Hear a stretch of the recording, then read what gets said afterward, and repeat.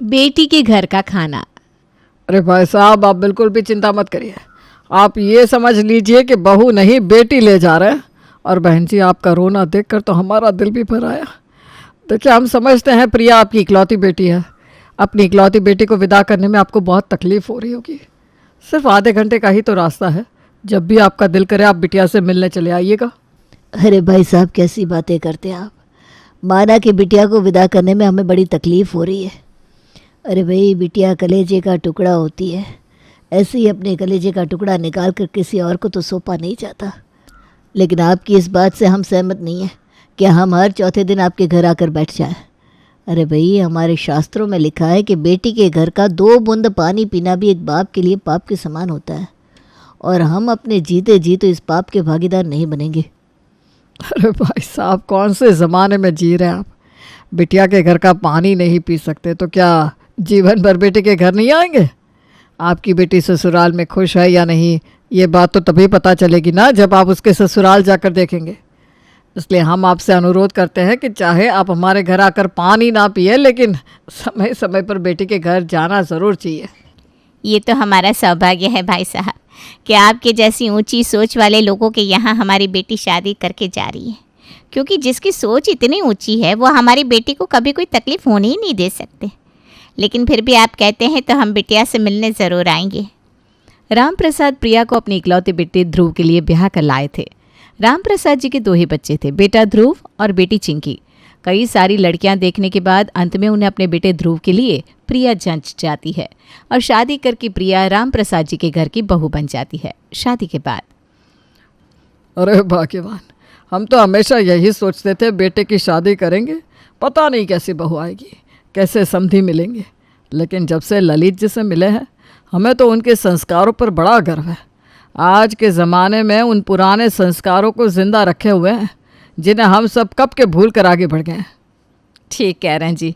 मैं भी शीला बहन को समझा बुझा कर आई हूँ कि अपने मन पर कोई बोझ ना रखें। अब वो ज़माना नहीं रहा कि बिटिया के घर का पानी पीना पाप माना जाए। हम पुराने विचारों वाले लोग नहीं हैं, लेकिन फिर भी वो अपनी बात से टस से मस नहीं हुई।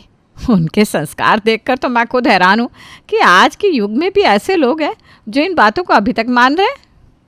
देखो भाग्यवान, इतने अच्छे लोग मिले हैं तो तुम भी उनके साथ व्यवहार अच्छा ही बना कर रखना। कभी इस बात के घमंड में मत आना कि तुम लड़के की माँ हो। बीच बीच में फ़ोन करके उन्हें यहाँ का हालचाल देते रहना। वो तो अपनी तरफ से यहाँ आना नहीं चाहेंगे, लेकिन हमारा फ़र्ज़ बनता है कि हम उन्हें समय पर यहाँ आने के लिए न्योता भेजते रहें। आखिर किस माँ बाप का दिल नहीं चाहेगा कि वो अपनी शादीशुदा बेटी को आकर मिले। राम प्रसाद और उसकी पत्नी शांति दोनों ही समधी समधन के साथ संबंध अच्छे बनाए रखने के लिए अपनी तरफ से हर संभव कोशिश कर रहे थे। अरे बहन जी, कई दिन हो गए आप लोगों के दर्शन नहीं हुए। मैं तो कहती हूँ इस रविवार को आ जाइए आप लोग। मिलना जुलना भी हो जाएगा और बहू भी खुश हो जाएगी, माँ बाप को देखेगी तो उसे अच्छा लगेगा। अब बहन जी, आप इतने प्रेम से बुला रही हैं तो इनकार भी नहीं कर सकते। चलिए ठीक है, हम दोनों रविवार को आ जाते हैं। रविवार के दिन प्रिया के माता पिता उसके ससुराल पहुंच गए थे। प्रिया बेटा, देखो तुम्हारे मम्मी पापा आए हैं। उनकी खातिरदारी में कोई कसर नहीं रहनी चाहिए। बढ़िया बढ़िया पकवान बना लो और अपने मम्मी पापा का खूब स्वागत करो। अरे नहीं नहीं बहन जी, हमने आपको पहले ही बताया था ना, बिटिया के घर का तो पानी भी हमारे लिए पाप है। हमारे यहाँ बिटिया के घर का खाना नहीं खाया जाता। समधन जी, ये तो बड़ी दुविधा वाली बात हो गई। अब आप इतनी दूर से आए हैं और अभी यहाँ पर भूखे प्यासे बैठे रहेंगे तो हमें तो बिल्कुल अच्छा नहीं लगेगा ना। अच्छा, आप इतनी ज़िद कर रही हैं बहन जी, तो ऐसा करिए, बाज़ार से कोल्ड ड्रिंक मंगवा लीजिए। बिटिया के घर का पानी नहीं पी सकते, बाहर का तो पी ही सकते हैं। हाँ बहन जी, आपने ये बहुत अच्छी बात कही। ये तो हमने सोचा ही नहीं था। हम अभी आपके लिए बाज़ार से कोल्ड ड्रिंक और कुछ नाश्ता मंगवा देते हैं।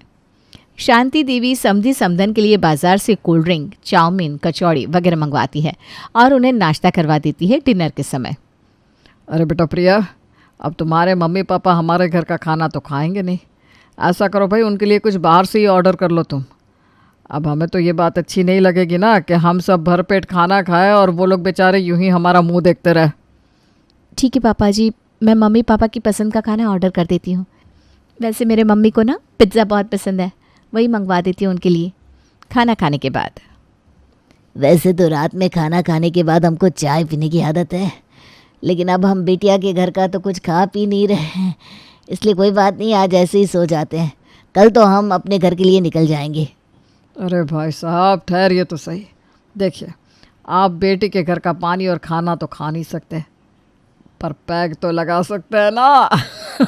क्यों, गलत कहा क्या मैंने?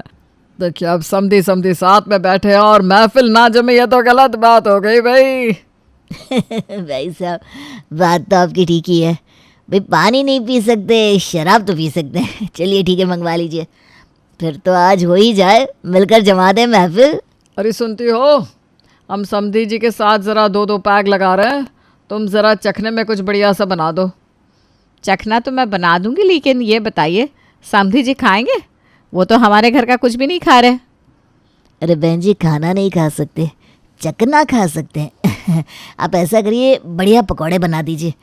कई दिनों से पकौड़े खाए नहीं है, और चटपटे कुरकुरे पकौड़ों के साथ मज़ा ही कुछ और होता है। जी भाई साहब, ठीक कहा आपने। आप बैठिए, महफिल सजाइए, तब तक हम इंतज़ाम करके आते हैं। दोनों समधी बैठकर शराब पीने लगते हैं। 2 पैक के बाद वाह वाह भाई साहब, वाह, बहुत अच्छा लगा आपके साथ बैठकर, मज़ा आ गया। चलिए, अपना तो हो गया, अब सो जाते हैं। अरे भाई साहब, अभी तो पार्टी शुरू हुई है और आप उठकर चल दिए। अरे बैठिए ना, ऐसे मौके कोई रोज़ रोज़ थोड़ी ना आते। ऐसे भी क्या जल्दी है सोने की? अब समझ में आया भाई साहब, आप तो बड़े पक्के खिलाड़ी हैं। इसका मतलब सिर्फ शर्मा रहे थे आप। अरे भाई साहब, अब जब टिकाने के लिए बैठ ही गए हैं तो शर्माना कैसा। खोलिए खोलिए बोतल। अब तो जब तक मज़ा नहीं आ जाएगा ना, तब तक चलने दीजिए। राम प्रसाद कई बार अपने समधी को रोकने की कोशिश करता है, लेकिन समधी तो जैसे अब फैलते ही जा रहे थे। देर रात 11 बजे उनकी बोतल खाली होती है और उसके बाद राम प्रसाद और उनके समधी अपने अपने कमरे में सोने के लिए चले जाते हैं। अगले दिन सुबह की ही उनकी वापसी थी, इसलिए वो लोग अपने घर की ओर निकल जाते हैं। अगले दिन सुबह, अरे भाई शांति, कल तो समधी जी के साथ सच बताया तो मज़ा ही आ गया, वरना हम तो 1-2 पैक पीने के बाद हाथ झाड़ लिया करते थे, लेकिन उन्होंने तो कल बोतल ख़त्म होने तक उठने ही नहीं दिया। राम प्रसाद को पता नहीं था कि ये एक दिन का मज़ा उसके लिए अब आने वाले दिनों में सज़ा बनने वाला है। प्रिया के पापा को राम प्रसाद के घर की दारू और चखना ऐसा मुंह लगा कि अब तो हर शनिवार को बिना बुलाए अपनी पत्नी के साथ उनके घर आ धमकते। दिन भर वो पहले पिज्ज़ा, बर्गर और चाउमीन की दावत उड़ाते और फिर उसके बाद पीने पिलाने का दौर चल पड़ता। एक दिन पड़ोसी आकर कहते हैं, अरे भाई साहब, ये दीनानाथ जी आपके रिश्तेदार लगते हैं क्या? हाँ भाई साहब, क्यों, क्या हुआ, कुछ बात हुई है क्या? भाई साहब, अपने रिश्तेदारों को थोड़ा कंट्रोल में रखिए ना, पीकर हाई हो रखे हैं आपके रिश्तेदार, और हमारे घर के सामने वाली नाली में गिर पड़े थे। अब नाले से निकाल के आपके दरवाजे तक तो हम पहुंचा दिए हैं, अब आगे आप जाने और आपका काम जाने। पड़ोसी के जाने के बाद, अरे भाई साहब, तभी तो मैं कहता हूँ ना, इतना नहीं पीना चाहिए। 2-3 पैक पीने के बाद लगाम लगाना बहुत ज़रूरी होता है, वरना यही सब देखने को मिलता है। अब देखिए, कॉलोनी में हमारी थोड़ी इज्जत है, आज तो जो हुआ सो हुआ, लेकिन आगे से आप थोड़ा ख्याल रखिए। प्रिया बेटा, जाओ अपने पापा के लिए 1 गिलास नींबू पानी लेकर आओ, नशा बहुत ज़्यादा हो गया है इनको। नींबू पानी? ना ना ना ना ना, राम राम राम राम। बेटी के घर का पानी, वो भी मैं नहीं नहीं नहीं, भगवान बचाए इस पाप से। हाँ हाँ, मैं जानती हूँ कितने बड़े धर्मात्मा हैं। बेटे के घर का पानी नहीं पी सकते, लेकिन दारू पी सकते हैं। सुनिए जी, अब बहुत हो गया आप लोगों का पीने पिलाने का कार्यक्रम। मैं कहती हूँ बंद करिए यह हर शनिवार को समधी जी को यहाँ बुलाना। अरे भाग्यवान, मैं कौन सा इनको हर शनिवार को यहाँ बुलाता हूँ, या खुद ही चले आते हैं। मुझे इनको बुलाने का कोई शौक़ नहीं है, बल्कि मुझे तो खुद शर्मिंदगी होने लगी है। आज ये पड़ोसियों के यहाँ नाले में गिर पड़े थे। पिछले सप्ताह वर्मा जी शिकायत कर रहे थे कि आपके समधी पीकर हमारे घर में घुस आए और 2 घंटे पका कर गए। अरे भाई, हमें क्या पता था कि ये लोग ऐसे निकलेंगे। शादी के समय तो बड़े धर्मात्मा बने घूम रहे थे दोनों पति पत्नी।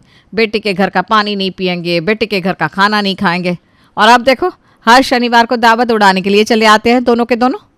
मैं तो कहती हूँ आप इन लोगों को भाव देना बंद करो, वरना गले की हड्डी बन जाएंगे ये लोग। ठीक कहती हो तुम। कुछ दिन बाद, माँ जी वो मेरी मम्मी का फ़ोन आया था। मेरे भैया के लिए लड़की देखने की बात चल रही है, इसलिए मम्मी पापा और भैया सब लोग आज शाम को हमारे यहाँ आ रहे हैं। लड़की को ना हमारे घर का एड्रेस दे दिया है। लड़की वाले यहीं आ जाएंगे और देखने दिखाने का कार्यक्रम भी हो जाएगा। बहू के जाने के बाद, ये लो, इनके भाई की शादी के लिए लड़की भी यहीं से देखी जाएगी। कोई भरोसा नहीं है, महीने भर बाद पता चले कि शादी भी हमारे घर से ही कर रहा है ये लोग। मुझे तो समझ में नहीं आ रहा इन लोगों से अपना पीछा कैसे छुड़ाया जाए। ठीक कह रही हो भाग्यवान। पिछले 8 महीने में जितनी बार समधी जी और समधन जी के लिए हमने बाज़ार से ये पिज़्ज़ा, फ्राइड राइस और मंचूरियन मंगाया है ना, इतना बाहर का खाना तो हमने पिछले 18 सालों में नहीं खाया। अरे भाई, बाहर का खाना कभी कभार महीने 2 महीने में ठीक लगता है। ये लोग तो हर शनिवार इतवार यहाँ आकर पिज़्ज़ा और चाउमीन खाते हैं। पैसों की तो बर्बादी हो ही रही है, ऊपर से हमारी प्राइवेसी में जो दखल हो रहा है उसकी तो बात ही अलग। अरे बाकी सब तो ठीक है, मैं ये कह रही हूँ कि आपने नोटिस किया कुछ? किस बारे में बात कर रही हो भाग्यवान? मैं समझ नहीं पा रहा हूँ। अरे अपनी बेटी चिंकी के बारे में बात कर रही हूँ। आपने देखा कि नहीं, जब भी समधन जी अपने टिंकू को लेकर हमारे घर आती है, चिंकी कुछ ज़्यादा ही उनके आगे पीछे मंडराती रहती है। कहीं कुछ पक तो नहीं रहा है ना इन दोनों के बीच में?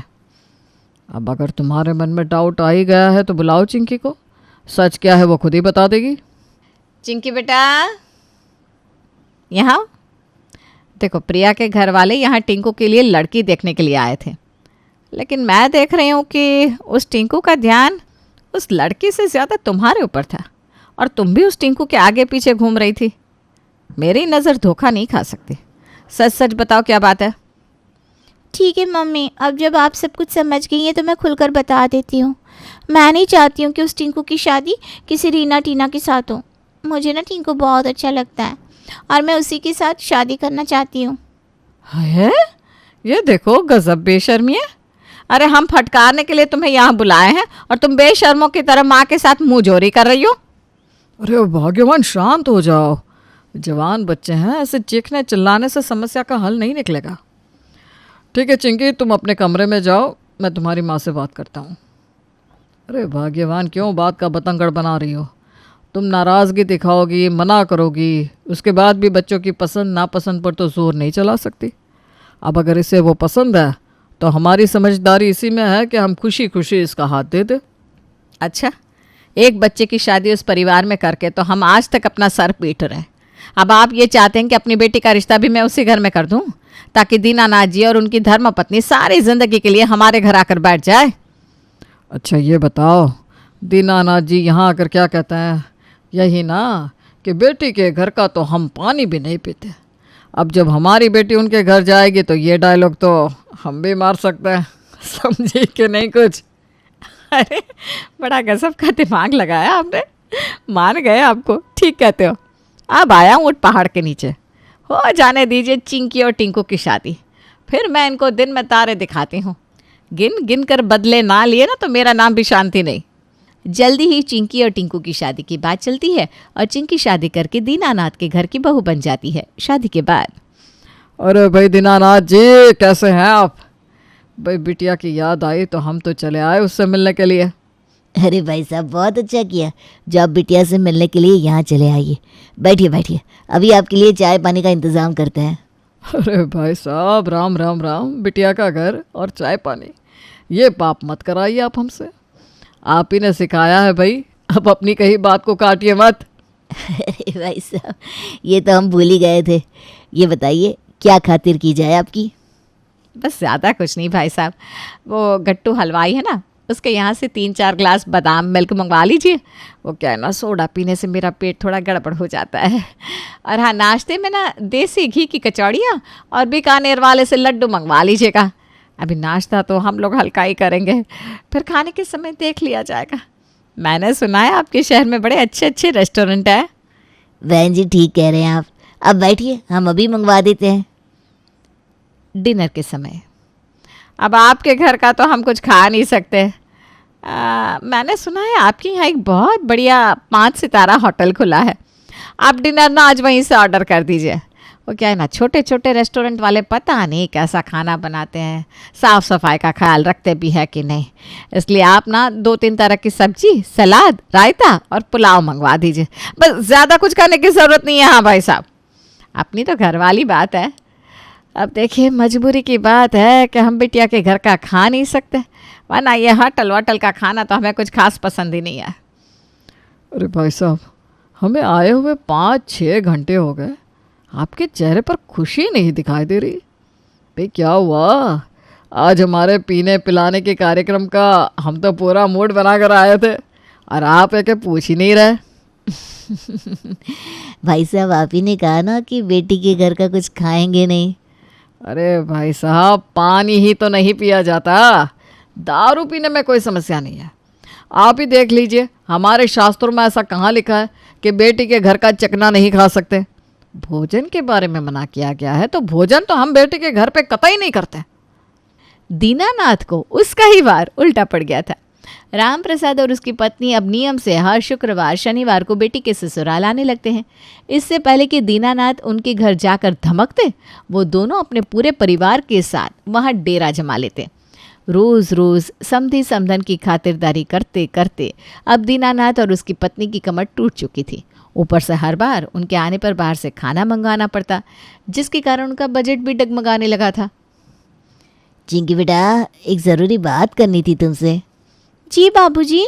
हम कह रहे थे कि जब तुम्हारे मम्मी पापा यहाँ पर आकर कुछ खा पी नहीं सकते, तो फिर बेचारे यहाँ आकर परेशान क्यों होते हैं? अब हमें भी कहाँ अच्छा लगता है कि घर आए मेहमान को हम बाहर से मंगा कर चाय नाश्ता कराएं, हैं? तुम ऐसा करो, हर शनिवार को तुम ही अपने मायके चली जाया करो, उन्हें भी रोज़ रोज़ यहाँ आकर परेशान नहीं होना पड़ेगा, और वो भी अपने घर में बैठे बैठे अपनी बेटी से मिल लिया करेंगे, हैं? लेकिन बाबूजी, आप भी तो प्रिया भाभी से मिलना चाहते होंगे ना? अरे बेटा, अब 1 साल हो गया प्रिया की शादी को, आखिर कब तक वो हमारे मुंह में फंसी रहेगी? कभी कभी बुला लिया करेंगे उसे। बाकी मुझे ऐसा लगता है कि अब उसे भी ना उसका घर संभाल लेना चाहिए। राम प्रसाद और शांति का तीर बिल्कुल सही निशाने पर लगा था। अब दीनानाथ और उसकी पत्नी ने रोज़ रोज़ प्रिया के यहाँ जाकर उन्हें परेशान करना बंद कर दिया था।